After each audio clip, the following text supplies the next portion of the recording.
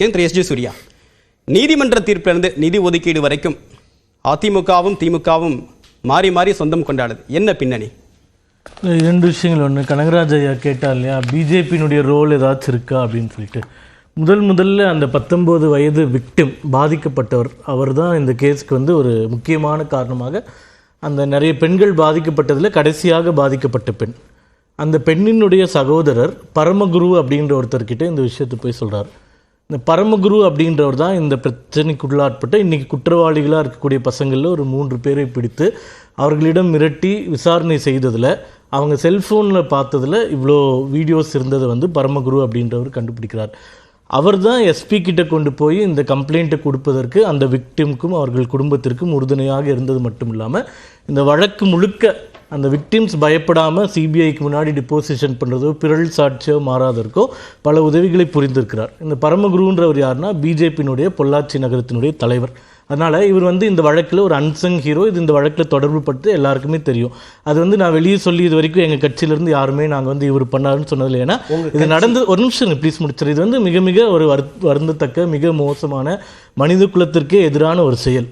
But அப்படி ஒரு செயல் நடக்கும்போது எங்கள் கட்சியினுடைய பரமகுரு அவர்களுடைய பங்களிப்பு மிக மிக பிரதானமாக இருந்திருக்கு அப்படின்றது முதல்ல சொல்லிடுறேன். இரண்டாவது, இப்போ இந்த வழக்கில் நான் ஆஸ் பிஜேபியாக பேசல, ஒரு என்ன சொல்கிறது, ஒரு நடுநிலையாளராக நான் கேட்குறவங்க கிட்ட, இந்த வழக்கு முழுக்க சிபிஐயால் விசாரிக்கப்பட்டு இன்றைக்கி வந்திருக்கு பாருங்கள். அந்த பப்ளிக் ப்ராசிக்யூட்டர் சுந்தரமோகன் முதல்ல வந்து எப்படி வந்து விக்டிம்ஸ் வெளியே வந்து பேசுவதற்கு பயந்தார்கள், அவர்களை வெளியே வந்து தைரியமாக இந்த வழக்கை எதிர்கொள்வதற்கு சிபிஐ எவ்வளோ கவுன்சிலர்ஸ் அப்பாயிண்ட் பண்ணாங்க, எவ்வளோ ஸ்ரத்தை எடுத்தாங்க, அந்த ட்ரையல் எவ்வளோ நுணுக்கமாக செய்யப்பட்டது, இது எல்லாமே சொல்லப்பட்டிருக்கு.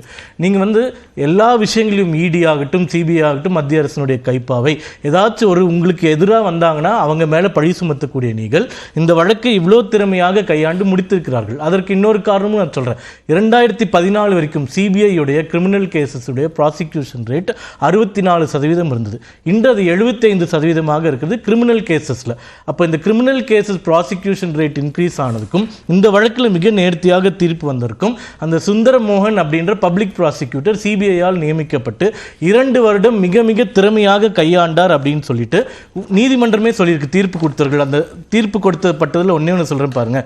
அந்த நீதிமன்றம் என்ன சொல்லுதுன்னா, the court in its judgment order said the public prosecutor, being a male officer, had efficiently performed his duties in conducting the trial of such a sensitive case. It lauded him for conducting a fair trial by adducing the best available evidence and also for providing valuable assistance to the court in arriving at the just and proper decision of the case. அப்போ இதில் திமுகவினுடைய role எங்கே இருக்குது? எந்த ரோலுமே கிடையாது. அவர்கள் அரசு மாறினாங்க வந்தாங்களே தவிர இந்த வழக்கு முழுக்க சிபிஐயால் கையாளப்பட்டு சிபிஐயால் தீர்ப்பு பெறப்பட்டு இருக்கின்றது. இப்போ அதிமுகவுக்கு ரோல் இருக்கா இல்லையா அப்படின்றது அது அவங்களுக்குள்ள பேசி தீர்த்துக்கிட்டும். சிபிஐக்கு இருக்கா இல்லையா? 2019 மரக்காணம் வன்முறை, அதில் 72 பேர் குற்றம் சாட்டப்பட்டிருந்தாங்க. அவங்க எல்லாருமே போன மாதம் விடுதலை பண்ணிட்டாங்க. 2016 பெரிய செவலை அப்படின்ற ஒரு கிராமம், அங்கேயும் இதே மாதிரி வன்முறை, அங்கே 25க்கு மேலே அக்யூஸ் பண்ணப்பட்டு அவங்க மீது வழக்கு பதிவு செய்யப்பட்டது. அவங்களையும் விடுதலை பண்ணியிருக்கு நீதிமன்றம். ரெண்டுத்துலேயும் ஒரே கேஸ் சினாரியோ தான். அவர்களை குற்றவாளிகள் நிரூபிப்பதற்கு ப்ராசிக்யூஷன் தரப்புலேருந்து எந்த போதிய ஆதாரத்தையும் சமர்ப்பிக்கலை அப்படின்னு. இந்த விஷயத்தில் ப்ராசிக்யூஷன் தரப்புலேருந்து ஆதாரத்தை சமர்ப்பிக்கலை அப்படின்னா அது யார் மேலே குற்றச்சாட்ட முடியும்?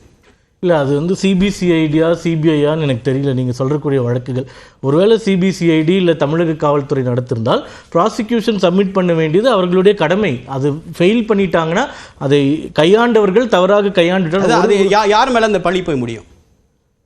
அரசாங்கத்தில் யார் இருக்காங்களோ அவங்க மேலே போய் அந்த பழி முடியும். அவ்வளோதான்.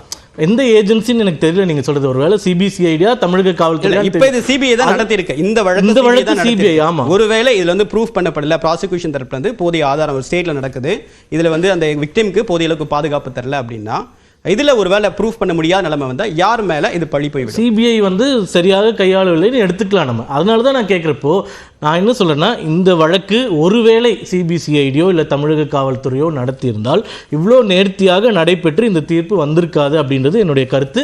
இதை பெரும்பாலும் எல்லாரும் ஒத்துக்கொள்கிறார்கள்.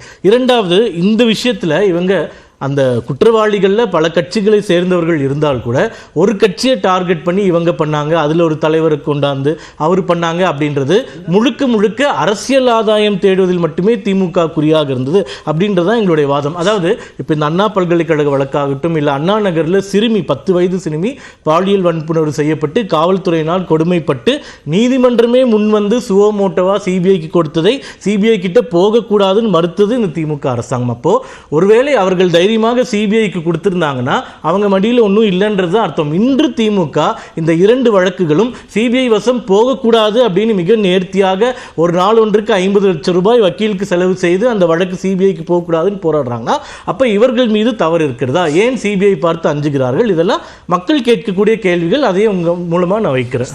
ராஜீவ்காந்தி, சிபிஐ நேர்மையாக விசாரித்தது, அதனால் தான் நீதி கிடைத்தது, பாதிக்கப்பட்ட பெண்களுக்கு நீதி கொடுக்கப்பட்டிருக்கு அப்படின்னு சொல்றாரு. இதற்கு திமுக அரசுக்கும் இதற்கும் எந்த தொடர்பும் இல்லை அப்படின்னு சொல்றாரு. சூர்யா அவர்கள் பேசுகிற போது இந்த வழக்கில் மத்திய புலனாய்வு நிறுவனம் மிக சிறப்பாக செயல்பட்டுருக்கிறாரு. இங்கே உட்கார்ந்துருக்க எல்லாருமே ஒத்துக்கிறோம். இந்த வழக்கில், பொள்ளாச்சி வழக்கில் மத்திய புலனாய்வு நிறுவனம் மிக சிறப்பாக செயல்பட்டுருக்கணும். இந்த வழக்குக்கு தொடர்ந்து மூல காரணமாக இருந்த சில அமைப்புகள் உண்டு. முதல்ல இந்த வழக்கு ஏன் பொள்ளாச்சி வழக்கு இவ்வளவு விவாதத்துக்குரியதாக மாறுச்சு? ஏன் தமிழ்நாடு முழுக்க இது பொள்ளாச்சி நடந்தது கரும்புலியாக பார்க்கப்பட்டுச்சு? தம்பி சூர்யா உட்பட நானும் மாற்று கருத்துடைய நாங்கள் பல்வேறு கருத்துடைய நீங்கள் எல்லாருமே பொள்ளாச்சியில் நடந்த துயர சம்பவம் போது இனிமேல் நடக்கக்கூடாதுன்னு வருத்தப்படுறோம்ல. ஏன் இவ்வளோ விவாதத்துக்கு உட்படுத்தப்பட்டுச்சுன்னு ரொம்ப முக்கியமான ஒன்று. முதல்ல மாதர் சங்கம் போய், மார்க்சிய பொது உரிமை கட்சி மாதர் சங்கம் போய் போராடுது, கைது செய்யப்படுறாங்க. திராவிட முன்னேற்ற கழகத்துடைய அன்றைய மகளிரணி செயலாளர் இருந்த இன்றைய பாராளுமன்ற உறுப்பினர் கனிமொழி தலைமையில் திராவிட முன்னேற்ற கழகம் போய் போராடுது. போராட்டத்துக்கு அனுமதி மறுக்கப்படுது. போராடியவர்கள் கைது செய்யப்படுறாங்க. மாணவர்கள் போராடுறாங்க, போராடுறவர்கள் கைது செய்யப்படுறாங்க. பொள்ளாச்சிக்குள்ள 144 போட்டது மாதிரி அது அவர் சொன்ன ஒரு பேர் குறிப்பிட்டார், பாஜகவை சேர்ந்தவரும் பேர் குறிப்பிட்டார். அது எந்த கட்சியும் தெரியல, பரவாயில்ல. அந்த நபர் உட்பட அத்தனை பேரையும் அன்றைக்கி போலீஸ் நீ ஸ்டேஷனுக்கு வராத, நீ யார் பேசுகிறக்குன்னாங்க. அப்படி ஒருத்தர் உள்ளே போய் தான் இந்த வழக்கை பத்திரிகைத்துறை சார்பாக புலனாய்வு செஞ்சவர் தான் மரியாதைக்குரிய நக்கீரன் கோபால். அவருக்கும் பிற்காலத்தில் நீ எப்படி கேட்க போச்சு, எப்படி எங்கள் அனுமதி இல்லாமல் நீ வீடியோ வெளியிட போச்சு, எங்கள் அனுமதி இல்லாமல் எப்படி சாட்சியை சந்திக்க முடிஞ்சுச்சு, பேட்டி எடுக்க முடிஞ்சுன்னு அன்றைய அதிமுக எடப்பாடி பழனிசாமியோட ஆட்சியில் நாங்கள் பேரே சொன்னோம். பொள்ளாச்சி மகாலிங்கம் பண்ணிக்கணும், பொள்ளாச்சி ஜெயராமன் தலையிடுகிறார். குற்றவாளி இன்னைக்கு தண்டிக்கப்பட்டிருக்க 9வது குற்றவாளி, 7வது குற்றவாளி. அவர் தோள் மேலே மரியாதைக்குரிய மேனாள் அமைச்சர், இன்றைய அதிமுக சட்டமன்ற உறுப்பினர், அதிமுகவுடைய அதிகாரத்தில் இருக்கக்கூடிய, அதிமுகவுடைய துணை பொதுச்செயலாளர் அளவுக்கு இருக்கக்கூடிய அமைப்பு செயலாளர் வேலுமணி கை போட்டு தோளில் படம் எடுத்த படம் வந்திருக்கு. பரவாயில்லைங்க, பொலிட்டிக்கல் எல்லாரும் படம் எடுப்பாங்க. இந்த படம் அப்படின்றது இன்னைக்கு அண்ணா பல்கலைக்கழக விவகாரம் இதே போன்ற ஒரு புகைப்படம் திமுக என்ன விளக்கம் கொடுத்ததோ அதே விளக்கம் தான். இப்படி படங்கள் வெளியிடுகிற போது தான் திராவிட முன்னேற்ற கழகமும் ஜனநாயக சக்திகளும் அதிமுக ஆட்சி நடக்குது. குற்றவாளிகளோடு கைகோர்த்து படம் இருக்கீங்க, இந்த விசாரணை சரியாக இருக்காது. இன்னைக்கு எப்படி நீங்கள் சிபிஐ வேணும் போராடுறீங்களோ அன்னைக்கு நாங்கள் போராடுறோம். மக்கள் மன்றம் போராட்டம் நடக்குது. ஏன்னா அந்த வழக்கில் திருப்தி அடையலை. இன்னைக்கு பொள்ளாச்சி இன்னைக்கு அண்ணா பல்கலை வந்தவுடனே